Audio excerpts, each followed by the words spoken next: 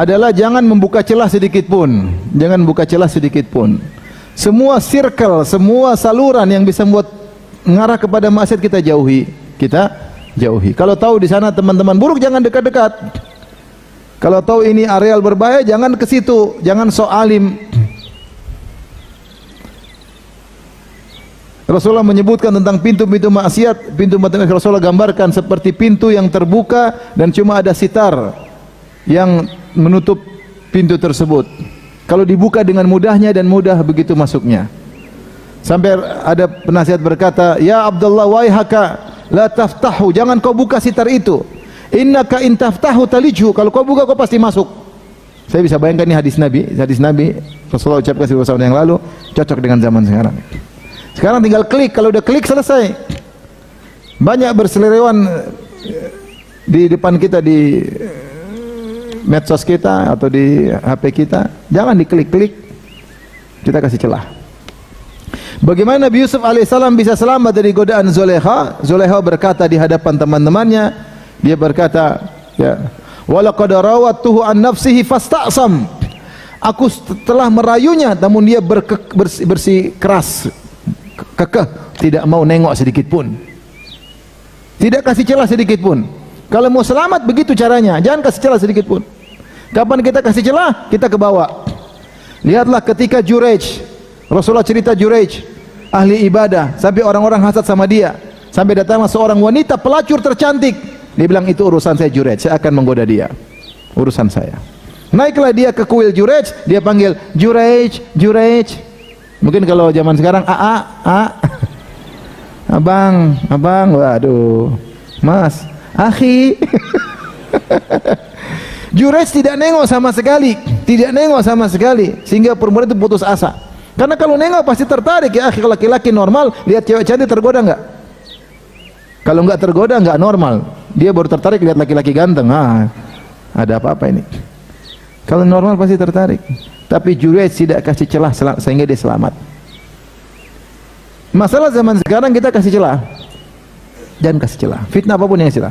Syubhat jangan coba klik syubhat, jangan. Betapa banyak orang sama saya, Ustaz saya kemarin dengar kayak gini, gimana bantahannya? Ente sudah bikin pusing datang sini. Alhamdulillah kalau saya bisa jawab. Kalau saya nggak bisa jawab, syubhat itu masuk di kepalamu. Karena kau cari masalah, Allah sudah kasih hidayah, kemudian kau mau buang hidayah tersebut dengan coba-coba mendengar. Para salaf dahulu tidak mau mendengar, mereka sudah nyaman dengan akidah mereka, akidah bersanad Al-Quran dan Sunnah para sahabat, nggak ada mendengar lain. Sampai ada ahlul bidah mau bicara, dengar dulu, enggak. Saya hanya bicara sebentar, wala nisful kalimah, setengah kata pun saya nggak mau dengar. Nggak mau. Ini sebagian orang mau ngecek, nonton ini, dengar ini, pengen tahu, akhirnya kena syubhat. Sudah kena syubhat, Ustaz ini bagaimana? Sama syubhat demikian, syahwat pun demikian. Syahwat kalau diklik selesai. Dan manusia kalau masih di awal dia masih bisa mengontrol dirinya. Makanya Rasulullah mengatakan, lakal ula wa laysat laka tsaniyah. Bagimu pandangan pertama, kalau enggak sengaja segera balikkan pandangan. Lihat lagi udah enggak bisa, enggak boleh, haram. Maksudnya kalau kita enggak sengaja, bukan di depan mall gini terus lewat pandangan pertama. Enggak. Maksudnya kalau kau sudah dengan pandangan tiba-tiba enggak sengaja lihat, astagfirullah. Ya, itu halal, kau tidak berdosa. Tapi jangan diulang. Diulang haram. Bukan pandangan pertama sebelum berkedip, penting pandangan pertama. Kalau dia kedip pandangan kedua. Karena kalau pandangan pertama masih bisa ngontrol, tapi kalau diulang-ulang nggak bisa lagi dikontrol.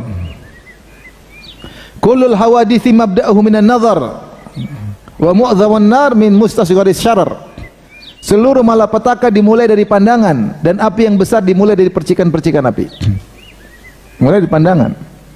Seorang kalau melihat dan syahwatnya sudah bergejolak, sudah dia nggak bisa kontrol lagi dirinya. Beda kalau pandangan pertama. Maka kalau ada cewek misalnya kirim ke HP antum gambar dia lagi cantik, antum klik sudah terlanjur, segera delete. Jangan lihat-lihat lagi, jangan. Apalagi di save. Hati-hati. Ngeri. Maka jangan kasih celah. Lihatlah ketika Ka'ab bin Malik radhiyallahu taala anhu, ketika dia diboikot oleh Nabi dan para sahabatnya, datang dari Ghassan surat merayunya, memang kalau teman Muhammad qad jafak telah buat kasar kepadamu, kemarilah kami akan mengayomimu. Bayangkan ujian berat. Ka'ab bin Malik lagi diboikot sama Nabi dan para sahabatnya, datang godaan dari Nasara, kalau kau mau gabung sama kami. Apa yang dia lakukan? Dia bakar langsung kertas itu. Karena kalau dia simpan, nanti saat dia lagi iman lagi lemah, dia lihat, selesai. Kalau ada cewek goda, ente blokir, jangan ente simpan nomornya, ente delete. Karena nanti lagi masalah, lagi marah-marahan sama istri, boleh juga nih. Iman lagi lemah. Coba dulu, siapa tahu ini memang hidayah dari Allah. Telepon, selesai. Kenapa ente kasih celah? Kita mungkin masalah kita ini, kita kasih apa? Celah. Kalau mau selamat jangan kasih celah. Fasta'sam. Yusuf alaihissalam, apa kurang cantiknya Zulaikha? Apa kurang baiknya Zulaikha? Cantik, baik, kaya, apa lagi kurangnya? Kita mana ada cewek cantik kaya godain kita? Enggak ada. Yang ada miskin, jelek. Tapi kenapa dia selamat? Di antara sebabnya fasta'sam, dia tidak kasih apa? Celah. Celah. Maka berusaha ya. Saya mas fitnah wanita bukan main-main ya. Jangan kasih celah. Jangan kasih celah. Ya. Saya sering bilang, saya berusaha di HP saya tidak ada nomor telepon akhwat, nggak ada. Cuma satu yang ada. Itu karena dia minta lagi, saya kasih lagi. Nenek-nenek, enggak apa-apa. Nenek, panitia pengajian. Yang lain enggak ada. Mau apa-apa lewat istri. Ya. Kita enggak tahu fitnah bisa datang kapan saja. Kalau kita buka celah nanti, makanya saya sering gonta-ganti nomor. Itu usaha saya pun belum tentu selamat kalau Allah tidak apa? Selamatkan. Ya.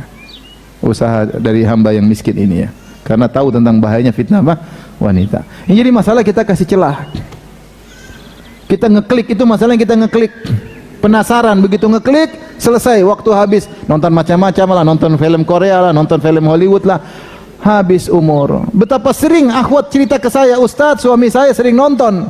Saya sampai malu, saya sampai pura-pura nggak dengar. Karena suaminya jenggot panjang, suka nonton film Hollywood. Saya sampai pura-pura nggak dengar, nggak enak saya dengarnya.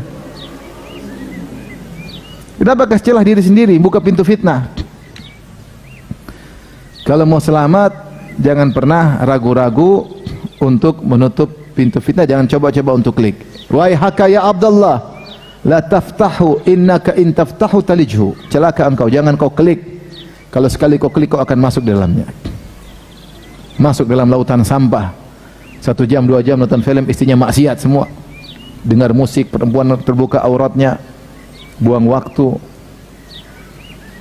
Tahu-tahu meninggal dunia, dibuka catatan amal isinya film seri 1, seri 2, seri 3.